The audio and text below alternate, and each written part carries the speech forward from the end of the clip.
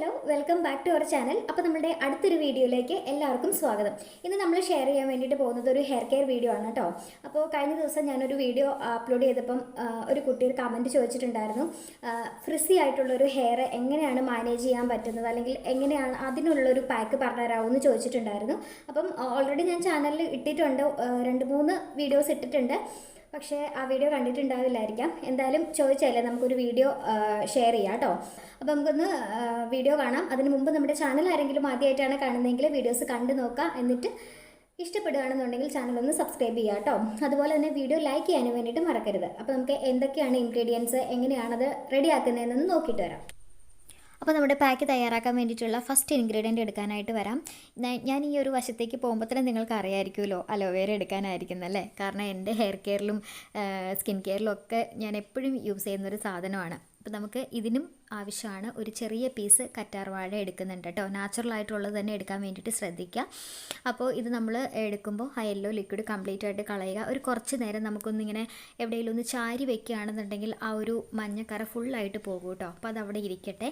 പിന്നെ നമുക്ക് വേണ്ടതെന്ന് പറഞ്ഞത് ഒരു ചെറിയ പാത്രം നിറച്ച് ചോറാണ് കേട്ടോ. നമ്മൾ കഴിക്കുന്ന ചോറുണ്ടല്ലോ, അത് ഒരു ബൗൾ എടുത്തിട്ടുണ്ട്. നിങ്ങൾക്ക് കുത്തരി ആണെങ്കിലും അതുപോലെ തന്നെ വൈറ്റ് റൈസ് ആണെങ്കിലും എടുക്കാം കേട്ടോ. ഏതാണോ കയ്യിലുള്ളത് അത് എടുക്കുക.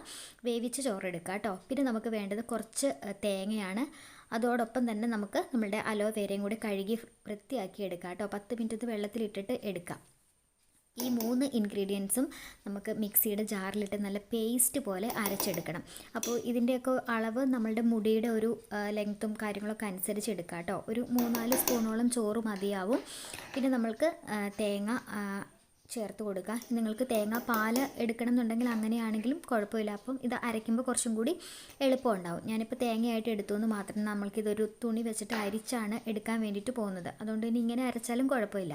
അപ്പോൾ കുറച്ച് തേങ്ങ ആഡ് ചെയ്ത് കൊടുക്കുന്നുണ്ട്. പിന്നെ നമുക്ക് കറ്റാർവാഴയുടെ ആ ഒരു ഉള്ളിലത്തെ ജെല്ലും കൂടിയാണ് വേണ്ടത്. ഇത് 3ഉം നന്നായിട്ട് പേസ്റ്റ് പോലെ അരച്ചെടുക്കുക. ഇത്തിരി വെള്ളം വേണമെങ്കിൽ നിങ്ങൾക്ക് ആഡ് ചെയ്യാം കേട്ടോ. എന്നിട്ട് നന്നായിട്ട് ഒരു തുണി ഉപയോഗിച്ചോ അരിപ്പ ഉപയോഗിച്ചോ നന്നായിട്ട് അരിച്ചെടുക്കുക. അപ്പോൾ ഇതേപോലെ ഒരു ക്രീം രൂപത്തിൽ അത്യാവശ്യം തിക്കായിട്ട് ഒരു വൈറ്റ് കളറിലായിട്ട് കിട്ടും. പിന്നെ നമ്മൾ ചേർത്ത് കൊടുക്കുന്ന ഒരു ഇൻഗ്രീഡിയൻറ്റ് വന്നിട്ട് ഫ്ലാക്സ് സീഡിൻ്റെ ജെല്ലാണ് കേട്ടോ. അപ്പോൾ ഞാനിത് പ്രത്യേകം കാണിക്കാത്ത എന്താണെന്ന് വെച്ചാൽ നിങ്ങൾക്കറിയാമല്ലോ, ഓൾറെഡി ഫ്ലാക്സ് സീഡ് എടുക്കാൻ ഭയങ്കര ഈസിയാണ്. കുറച്ച് വെള്ളത്തിൽ ഒരു 1-2 സ്പൂൺ ഫ്ലാക്സ് സീഡ് എടുത്ത് തിളപ്പിച്ച് ചൂടാറി കഴിഞ്ഞ് കഴിയുമ്പോൾ ഇതേപോലെ ഒരു ജെൽ ഫോമിൽ കിട്ടും. അത് നമ്മൾ ഇതിൻ്റെ അകത്തേക്ക് ആഡ് ചെയ്ത് കൊടുക്കുന്നു. നമ്മൾ ആ ജെല്ല് അതിൻ്റെ അകത്തേക്ക് ആഡ് ചെയ്ത് കൊടുത്തിട്ട് നന്നായിട്ടൊന്ന് മിക്സ് ചെയ്ത് കൊടുക്കുക കേട്ടോ. അപ്പോൾ കുറച്ചും കൂടി ഇങ്ങനെ തിക്കായിട്ട് ഇതേപോലെ ഒരു ക്രീം പരുവത്തിൽ കിട്ടും. ഇതാണ് നമ്മളുടെ ഹെയറിലോട്ട് നമ്മൾ അപ്ലൈ ചെയ്ത് കൊടുക്കുന്നത് കേട്ടോ. അപ്പോൾ അത്രയേ ഉള്ളൂ. നന്നായിട്ട് മിക്സ് ചെയ്യാൻ വേണ്ടിയിട്ട് ശ്രദ്ധിക്കുക കേട്ടോ. അപ്പോൾ എങ്ങനെയാണ് ഉണ്ടാക്കുന്നതെന്നൊക്കെ കണ്ടല്ലോ. അപ്പോൾ നമുക്കിതിന് അപ്ലൈ ചെയ്യാം കേട്ടോ. അതിന് മുമ്പ് എൻ്റെ ഒരു മുടിയുടെ ഒരു സ്ട്രക്ചർ കാണിച്ചു തരാം. ഓൾറെഡി ഞാൻ പല വീഡിയോസിലും പറഞ്ഞിട്ടുണ്ട്, എൻ്റെ ഒരു ഡ്രൈ ഹെയർ ആണ്, ഡ്രൈ സ്കാൽപ്പൊക്കെ ആണ്. അപ്പം എപ്പോഴും തന്നെ അത്യാവശ്യം ഒരു ഫ്രിസി ആയിട്ട് തന്നെയാണ് മുടി ഇരിക്കുന്നത്. അപ്പോൾ നമുക്ക് ഈ ഒരു പാക്ക് അപ്ലൈ ചെയ്തതിന് ശേഷമുള്ള റിസൾട്ടും കൂടെ ഒന്ന് കണ്ടു നോക്കാം കേട്ടോ. അപ്പോൾ അറിയാമല്ലോ എന്തോരം വ്യത്യാസപ്പെട്ടിട്ടുണ്ട് എന്നുള്ളത്. അപ്പോൾ അതിന് മുമ്പുള്ളൊരു ഹെയർ എൻ്റെ അവസ്ഥയാണ് കേട്ടോ ഇത്. അത്യാവശ്യം നന്നായിട്ട് തന്നെ ഡ്രൈ ആയിട്ടാണ്, മീൻസ് നന്നായിട്ട് ഫ്രിസി ആയിട്ടാണ് ഇരിക്കുന്നത്. അധികം ഓയിലൊന്നും ഇല്ല. അതെ ഇതുപോലെയാണ് കേട്ടോ ഇരിക്കുന്നത്. അപ്പോൾ നമുക്ക്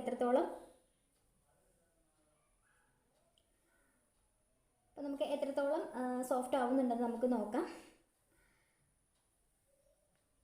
ഓക്കെ, അപ്പോൾ നമുക്കിത് അപ്ലൈ ചെയ്യാം. നല്ലൊരു ക്രീം പരുവത്തിലാണ് കിട്ടിയിട്ടുള്ളത്. അപ്പോൾ നിങ്ങൾ മുടിയിലെ കെട്ടൊക്കെ നന്നായിട്ട് കളഞ്ഞെടുക്കുക. അതിനുശേഷം ചെറുതായിട്ട് വേണമെന്നുണ്ടെങ്കിൽ മാത്രം ഓയിൽ ഒന്ന് ഇട്ട് കൊടുക്കുക കേട്ടോ. ഇനി ഇട്ടില്ലെങ്കിലും കുഴപ്പമില്ല, കാരണം നമ്മൾ ഇതിൻ്റെ അകത്ത് ഓൾറെഡി തേങ്ങാപ്പാൽ ചേർത്തിട്ടുണ്ട്, അല്ലെങ്കിൽ തേങ്ങ ചേർത്തിട്ടുണ്ട്. അപ്പോൾ അതിൻ്റെ അകത്തുനിന്നൊരു ഓയിൽനെസ് കിട്ടിക്കോളും. അപ്പോൾ നിങ്ങളിത് മുടിയുടെ ഓരോ കുറച്ച് ഭാഗം ഇങ്ങനെ എടുത്തിട്ട് നമ്മുടെ മുടിയുടെ ലെങ്ത് ഉള്ള ഭാഗത്താണ് കേട്ടോ കൂടുതലും കോൺസെൻട്രേറ്റ് ചെയ്യേണ്ടത്. മുടിയുടെ സ്കാൽപ്പിലോട്ട് അപ്ലൈ ചെയ്തു എന്ന് ഓർത്ത് കുഴപ്പമൊന്നുമില്ല. പക്ഷേ കൂടുതലും നമ്മൾ ഈ ഒരു ലെങ്ത് ഉള്ള ഭാഗത്താണ് ഇതേപോലെ വലിച്ച് അപ്ലൈ ചെയ്ത് കൊടുക്കേണ്ടത്. കാരണം നമ്മളുടെ പർപ്പസ് വന്നിട്ട് മുടി ഒന്ന് മാനേജബിൾ ആക്കാൻ വേണ്ടിയിട്ട്, ആ ഫ്രിസിനെസ് ഒന്ന് കൺട്രോൾ ചെയ്യാൻ വേണ്ടിയിട്ടാണ്. അപ്പം നമ്മൾ മുടി ഇങ്ങനെ പാറിപ്പറന്ന് ചകിരിനാര് പോലെ ഇരിക്കുന്നത് നമ്മുടെ ഈ ഒരു ലെങ്ത് ഉള്ള ഭാഗത്താണല്ലോ. അപ്പോൾ അവിടെ ജസ്റ്റ് ഒന്ന് ഒതുങ്ങി നല്ല വൃത്തിയായിട്ട് മാനേജബിൾ ആയിട്ട് ഇരിക്കാൻ വേണ്ടിയിട്ട് ഒത്തിരി ഹെൽപ്പ് ചെയ്യും. ഇതിൻ്റെ അകത്ത് ഫ്ലാക്സ് സീഡ് ജെല്ലും അതുപോലെ അലോവേരയും ഒക്കെ അതുപോലെ തേങ്ങാപ്പാലും ഒക്കെ നമ്മളുടെ മുടീനെ നന്നായിട്ട് സോഫ്റ്റ് ആക്കാനും അതുപോലെ തന്നെ സ്മൂത്ത് ആക്കാനൊക്കെ ഹെൽപ്പ് ചെയ്യുന്നൊരു ഇൻഗ്രീഡിയൻ്റ് ആണ് കേട്ടോ. അപ്പോൾ ട്രൈ ചെയ്ത് നോക്കുക. ഒരു 15 മിനിറ്റിന് ശേഷം നമുക്ക് വാഷ് ചെയ്ത് കളയാം കേട്ടോ. ഞാൻ റിസൾട്ട് ഒന്ന് ജസ്റ്റ് കാണിക്കാം. പക്ഷേ അത് അന്ന് തന്നെ എടുത്തിട്ടുള്ളതാണ്. അത്യാവശ്യം മാനേജബിളായിട്ട് ഇരിക്കുന്നുണ്ട്. നിങ്ങൾക്ക് കുറച്ചും കൂടി മനസ്സിലാവണമെന്നുണ്ടെങ്കിൽ നെക്സ്റ്റ് വീഡിയോയിൽ ഞാൻ റിസൾട്ട് കാണിക്കാം കേട്ടോ.